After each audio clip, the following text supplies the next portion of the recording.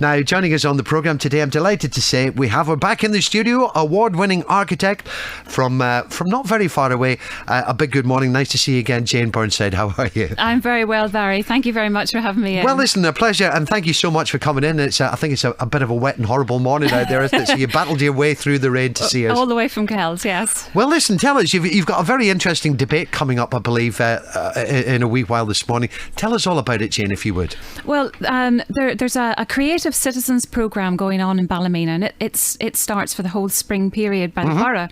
And part of that is this Exploring Spaces exhibition that's being held at the Braid. And it starts on Friday the 22nd. And as a precursor to that, the curator, Marianne O'Kane-Bowell, has had this great idea of having a pod for debates between artists and architects. And that's going to be in the Eco Centre here in Ballymena. And you're doing that later on this morning, aren't you? We start, yes, we're first up at 11 o'clock. And you're having a bit of a debate with a well-known local artist, aren't you? Yes, well, I actually asked to be put with Paul Bell. Right. Paul Bell, as everybody knows, does these fantastic paintings of cows and cart horses, and they grace the walls of all the hippest hotels and houses across Ireland. They do. And I too, as you know, have a great passion for the countryside, and my expertise is creating the built environment within the landscape. So I thought we'd make an interesting pairing. Definitely.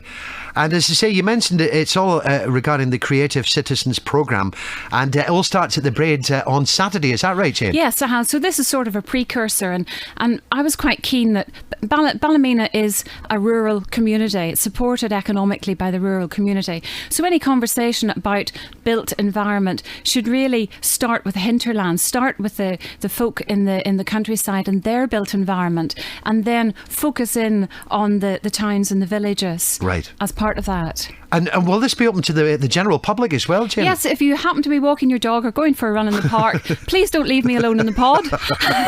Paul Bell has tattoos and I don't, and I know who's going to win.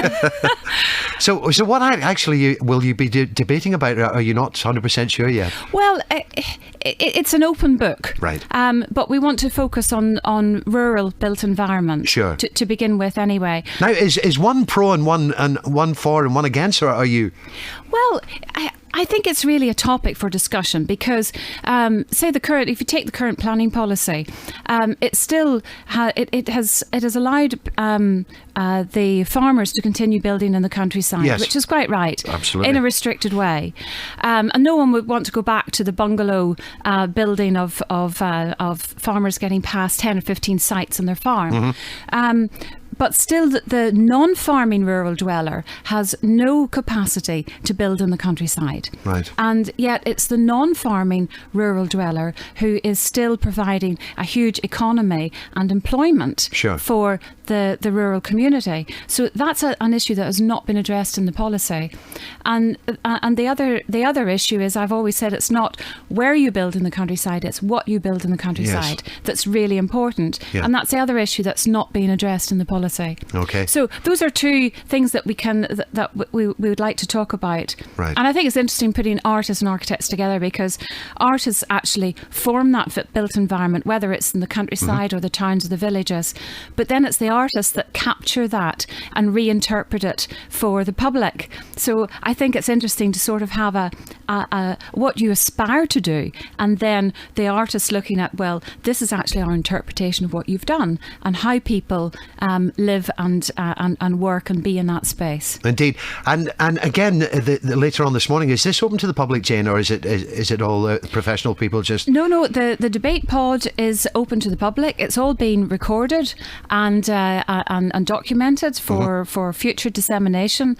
And as I say, it's really a precursor for the exhibition then on the Creative Exploring Spaces that starts at the Braid on Saturday. Is it just running Saturday, or is it running for a few days? Saturday it runs for I think it's a month it runs. Is it on for 4 weeks, is it? Yeah. So there's no excuse for not going. There's definitely not. And that's what about admission charge? It's free admission. Absolutely free. Yeah. And what do you feel people would maybe benefit if they went along to the Braid for that Creative Citizens Programme, Jane? Well, I think what we need to do is open people's minds to thinking about their built spaces. It's all part of the curriculum now for the kids at school. in primary schools. So the government's really getting people to open their mind to how spaces that we live in work, and how spaces then that extends into streets, yes, and into squares and into open spaces and green spaces. And you can then go on and improve even your own towns and your villages. Whenever you leave school and you go and get a job and you become an important person in the community, you then have that base knowledge that you can feed something back into your community. So it's a really important thing for people to be engaged in. Sure is, yeah. And will you have to be present most days then while this is running for the month, Jane, right? Oh, no. You don't have to be there every single day, no? No. It's the curator, Marianne O'Kane Bowl, who's the really key behind this exhibition. So I'm looking forward to seeing what she's put together. Definitely, but the debate pod is a great start. So she's got some exciting people coming in. Well, it sounds fantastic. And I say that's all in the Ecos Centre a wee bit later on today. Yes, starts at 11 o'clock. Okay. And we're there Paul and I are there from 11 until 12:30. Okay. And then there'll be other folk coming in for the next few days up until Saturday at lunchtime. Fantastic. And then you move to the Braid on Saturday, and Yes. you reckon that's running probably about a month for the Creative running for the month, Citizens Programme, yeah? Yeah. Fantastic. No admission charge, so there's no excuse for people not going along, saying it's too Absolutely expensive. not, and I hope they enjoy it, and they take something away. It's artists and all sorts of contribution in it, video and mixed media. Fantastic. Jane, it's been lovely seeing you again.